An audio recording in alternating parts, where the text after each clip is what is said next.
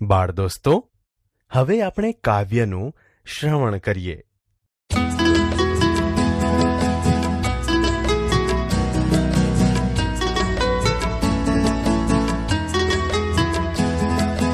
મરતા મરી ગઈ મોંઘેરી ગુજરાત, ગુજરાત મોરી મોરી રે.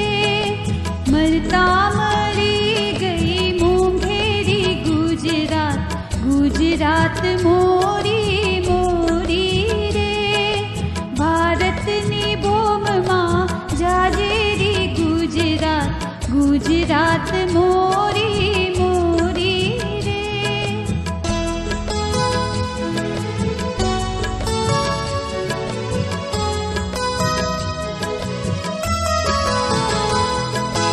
સાબરના મરદાની સોનલા સુનાવતી, દેવાના અમૃતની મરમર ધરાવતી.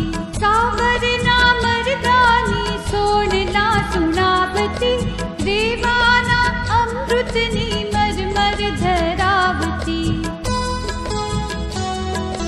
સમદરના મોતીની છોડે નવરાવતી, ગુજરાત મોરી મોરી રે. સમદરના મોતીની છોડે નવરાવતી, ગુજરાત મોરી મોરી રે.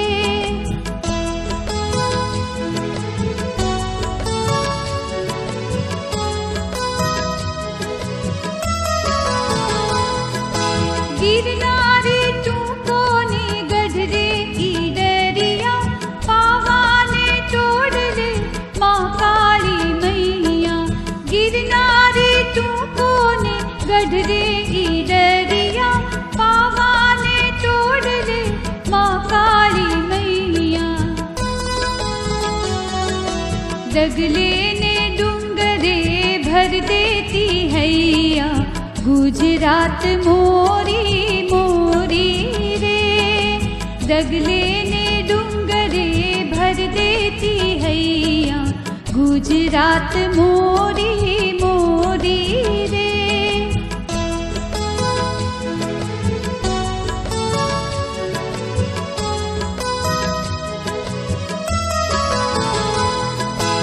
આંખની અમીમીત ઉમટે ચરોતર, ચોર વાડ વાડી છાતી શી ઉભરે. આંખની અમીમીત ઉમટે ચરોતર, ચોર વાડ વાડી છાતી શી ઉભરે. હૈયાના હીર પાઈ હેત ભરી નીત રે, ગુજરાત મોરી મોરી રે. હૈયાના હીર પાઈ હેત ભરી નીત રે, ગુજરાત મોરી મોરી રે.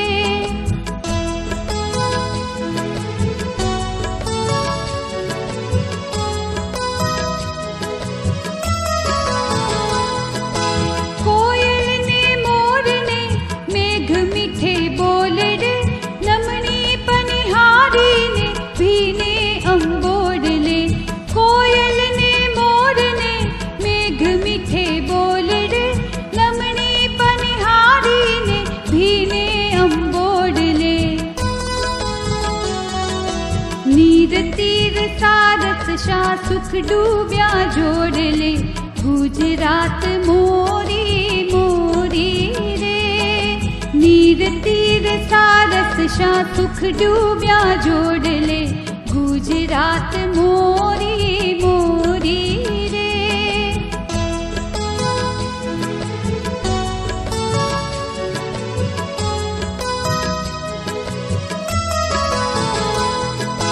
નર્મદની ગુજરાત દોયલી રે જીવવી, ગાંધીની ગુજરાત કપરી જીરવવી. નર્મદની ગુજરાત દોયલી રે જીવવી, ગાંધીની ગુજરાત કપરી જીરવવી. એક વાર ગાઈ કે કેમ કરી ભૂલવી, ગુજરાત મોરી મોરી રે.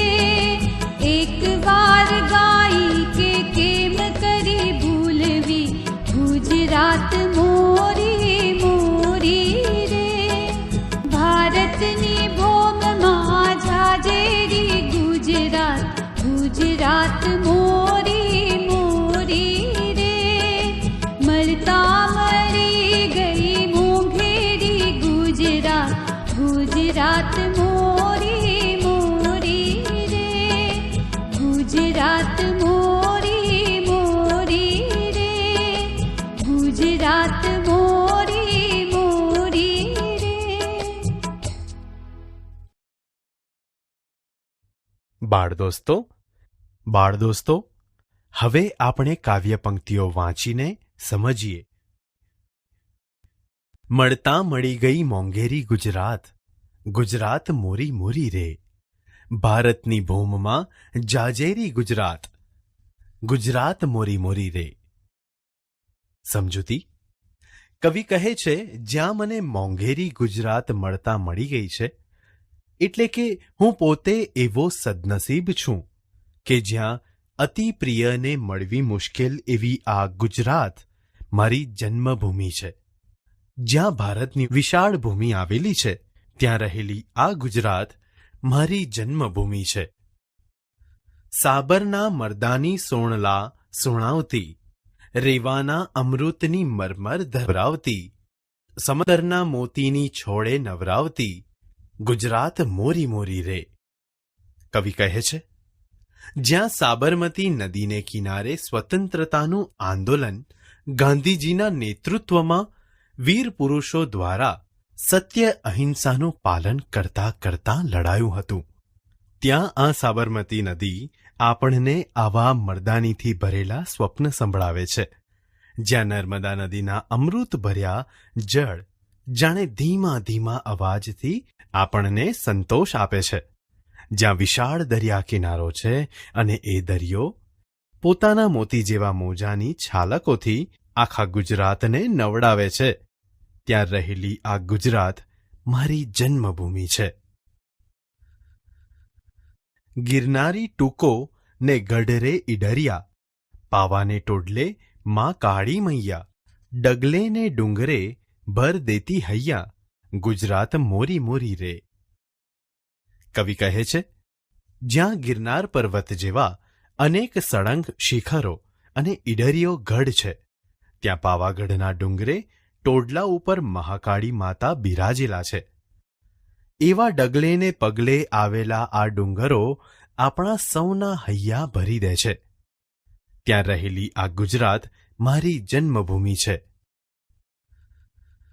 આંખની અમી મીટ ઉમટે ચરોતરે, ચોરવાળ વાડીએ છાતી શી ઉભરે, હૈયાના હીર પાઈ હેત ભરી નીતરે, ગુજરાત મોરી મોરી રે. કવિ કહે છે, જ્યાં આંખની મીઠાશ ભરી નજર જાણે ચરોતરના લીલાછમ પ્રદેશ ઉપર એક સામટી ધસી જાય છે, જ્યાં ચોરવાડ ગામની વાડીઓમાં છાતી સુધી ઉભરાય તેટલી લીલોતરી દેખાય છે, જેણે હૃદયના ક્ષેત્રનું સ્નેહ સિંચન કર્યું છે તે પ્રેમથી નીતરે છે. ત્યાં રહેલી આ ગુજરાત મારી જન્મભૂમિ છે. કોયલને મોરને મેઘ મીઠે બોલડે, નમણી પનિહારીને ભીને અંબોડલે, નીર તીર સારસા સુખ ડૂબ્યા જોડલે, ગુજરાત મોરી મોરી રે.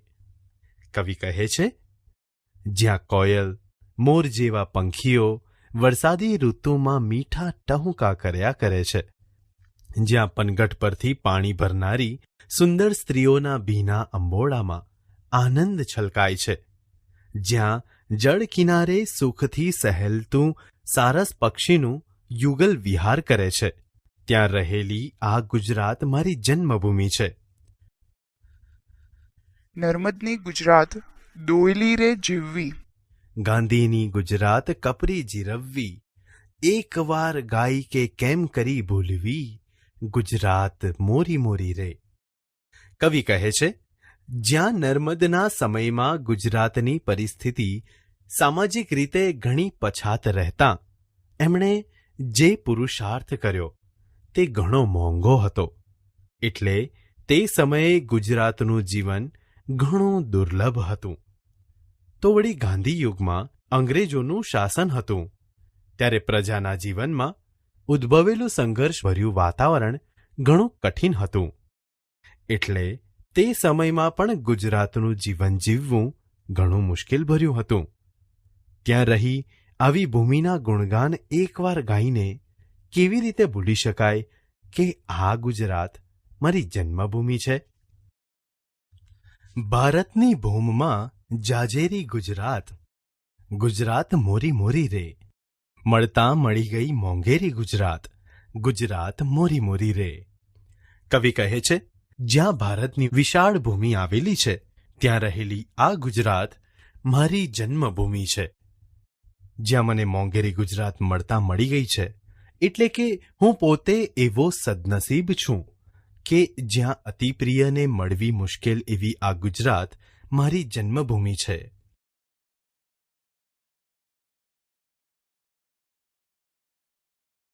કાવ્ય 15 ગુજરાત મોરી મોરી રે.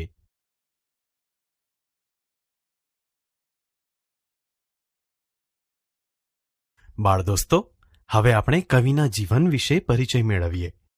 ગુજરાતી કાવ્ય સાહિત્ય જગતમાં કવિ શ્રી ઉમાશંકર જોશી શિરમોર કવિ તરીકે ઓળખાય છે, જેમણે ગુજરાત મોરી મોરી રે નામના ઉર્મી કાવ્યની રચના કરીને પોતાની ગુજરાત પ્રત્યેની ભાવ લાગણી રજૂ કરી છે. તેમનો જન્મ 21મી જુલાઈ 1911ના રોજ સાબરકાંઠા, હાલ અરવલ્લી જિલ્લાના ભિલોડા તાલુકાના બામણા ગામમાં થયો હતો. તેમનું મૃત્યુ 19મી ડિસેમ્બર 1988ના રોજ થયું હતું. કવિ શ્રી ઉમાશંકર જોશીએ ગંગોત્રી, નિશીથ, પ્રાચીના, મહાપ્રસ્થાન, અભિજ્ઞા, સપ્તપદી વગેરે અનેક કાવ્ય સંગ્રહો આપ્યા છે, જે હવે સમગ્ર કવિતા રૂપે ઉપલબ્ધ છે. તેમણે શ્રાવણી મેળો અને વિસામો જેવા વાર્તા સંગ્રહો, સાપના ભારા અને હવેલી જેવા એકાંકી સંગ્રહો, ગોષ્ઠી અને ઉગાડી બારી જેવા નિબંધ સંગ્રહો લખ્યા છે. આ ઉપરાંત તેમણે પ્રવાસ વર્ણનો તેમજ ગાંધી કથા જેવા ચરિત્રાત્મક લખાણો પણ લખ્યા છે. તેમણે વિવેચન, અનુવાદ તથા સંપાદન ક્ષેત્રે પણ ઉત્તમ સાહિત્ય સેવા કરી છે, જેના કારણે તેમને 1939નો રણજીતરામ સુવર્ણચંદ્રક, 1968નો જ્ઞાનપીઠ પુરસ્કાર તથા કવિની શ્રદ્ધા એ વિવેચન ગ્રંથ માટે કેન્દ્રીય સાહિત્ય અકાદમીનો પુરસ્કાર પણ મળ્યો હતો, અને તેઓ કેન્દ્રીય સાહિત્ય અકાદમીના અધ્યક્ષ પણ રહ્યા હતા. બાળ દોસ્તો, ઉર્મી કાવ્ય એટલે ઉર્મી કે ભાવની સીધી લય સુંદર અભિવ્યક્તિ કરતી પદ્ય રચના. આવી પદ્ય રચનાનું નિરૂપણ કરતા ગુજરાત મોરી મોરી રે નામના કાવ્યમાં ગુજરાતની વિશિષ્ટ ભૂગોળ અને એના ભવ્ય ઇતિહાસના ઉલ્લેખોથી કવિએ અહીં પ્રત્યેક ગુજરાતીના હૃદયમાં વહી રહેલા સ્થળ પ્રેમને જાગ્રત કરી ગુજરાતનું મહિમાગાન કર્યું છે. ભાષા સજ્જતા. બાળ દોસ્તો, આજે આપણે નિબંધ વિશે જાણકારી મેળવીએ. બાળ દોસ્તો, આપણે અનેક રીતે આપણા વિચારો અને ભાવો રજૂ કરીએ છીએ. જ્યારે કોઈ એક વિષયની સરસ અને વ્યવસ્થિત રીતે રજૂઆત થાય છે, ત્યારે તેને નિબંધ કહેવામાં આવે છે. બાળ દોસ્તો, નિબંધમાં સ્થળ, વ્યક્તિ કે દ્રશ્યનું હુબહુ વર્ણન કરવામાં આવે છે. આ ઉપરાંત કોઈ ચોક્કસ વિષયની સારી કે નબળી બાબતોની ચર્ચા પણ કરવામાં આવે છે. આથી જ નિબંધ અનેક પ્રકારના હોય છે. બાળ દોસ્તો, નિબંધ લખવા માટે આપણી પાસે બે પ્રકારની આવડત તો હોવી જ જોઈએ. એક, જે તે નિબંધ માટેના ભાવો કે વિચારો. બે, એ ભાવો કે વિચારોને સરસ ભાષામાં ને વ્યવસ્થિત રીતે રજૂ કરવાની આવડત. બાળ દોસ્તો, હવે આપણે સરસ નિબંધ લખવાની શક્તિ વિકસાવવા માટેની કેટલીક બાબતો ધ્યાનમાં રાખીએ. 1. ઉત્તમ પુસ્તકો કે લેખોનું વાંચન કરવું જોઈએ. 2. સાંભળેલી કે વાંચેલી બાબત ઉપર યોગ્ય વિચાર કરવો જોઈએ. 3. આજુબાજુની વસ્તુઓનું ઝીણવટથી અવલોકન કરવાની ટેવ પાડવી જોઈએ. 4. મનમાં જે વિચારો કે ભાવો જાગે તેને લખવાની ટેવ પાડવી જોઈએ. 5. જે લખીએ તે સરસ રીતે ને અસરકારક રીતે લખાયું છે કે નહીં તે તપાસવું જોઈએ. 6. જો બીજા કોઈ લેખકે એ બાબત વિશે કંઈક લખ્યું હોય તો તેના લખાણમાં તમને કઈ કઈ બાબત ગમે છે ને પોતાના લખાણથી કઈ બાબત જુદી પડે છે તે તપાસવું જોઈએ. 7. કોઈના લખાણની માત્ર નકલ ન કરવી જોઈએ. 8. આપણને જે સૂઝે તે આપણી રીતે લખવાની ટેવ પાડવી જોઈએ. બાળદોસ્તો, હવે આપણે નિબંધ લખવા માટેની કેટલીક પાયાની બાબતો ધ્યાનમાં રાખીએ. 1. નિબંધની શરૂઆત. 2. પરિચ્છેદ એટલે કે ફકરા. 3. સપ્રમાણતા. 4. વિચારોની સળંગસૂત્રતા. 5. અંત અથવા સમાપન. 6. ભાષાની સરસતા અને સચોટતા. બાળદોસ્તો, તમે ધોરણ 5 સુધીમાં મારું ગામ, મારા પ્રિય શિક્ષક, મારું પ્રિય પક્ષી, મોર, ગાય કે રજા ચિઠ્ઠી વગેરે જેવા નિબંધો લખ્યા હશે અને તમે લખેલા નિબંધ પણ વિવિધ પ્રકારના હશે. તો અહીં આપણે નિબંધના પ્રકારોનું વર્ગીકરણ કરતાં કરતાં નિબંધના પ્રકારો વિશે સમજ મેળવીએ. 1. વર્ણનાત્મક નિબંધ. આ નિબંધમાં પ્રકૃતિ, સ્થળ, પ્રવાસ, તહેવાર વગેરે બાબતો વિશેનું વર્ણન કરવામાં આવે છે. 2. સંસ્મરણાત્મક નિબંધ. આ નિબંધમાં વ્યક્તિના સ્વાનુભવો, ભૂતકાળના સંસ્મરણો, પ્રિય વસ્તુના સ્મરણો વગેરે વિશે લખવામાં આવે છે. 3. વ્યક્તિચિત્ર નિબંધ. આ નિબંધને ચરિત્ર નિબંધ કે રેખાચિત્ર પણ કહેવામાં આવે છે. તેમાં કોઈ મુખ્ય વ્યક્તિની મુખ્ય વિશેષતાઓનું ટૂંકમાં ચિત્રલેખન કરવામાં આવે છે. 4. આત્મકથાત્મક નિબંધ. આ નિબંધ કોઈ વ્યક્તિ કે વસ્તુ પોતાની કથા કહેતું હોય તે પ્રકારની રજૂઆતવાળો નિબંધ છે. 5. ચિંતનાત્મક નિબંધ. આ નિબંધમાં કોઈ વ્યક્તિ કે વસ્તુ વિશેનું ચિંતન, કોઈ ચોક્કસ વિષયની સારી નબળી બાજુની તુલના, પ્રસંગ કે નિર્ણયની યોગ્યતાના વિશેની ચર્ચા વિચારણાની ઊંડાણપૂર્વકની મુખ્ય રજૂઆત કરવાની હોય છે.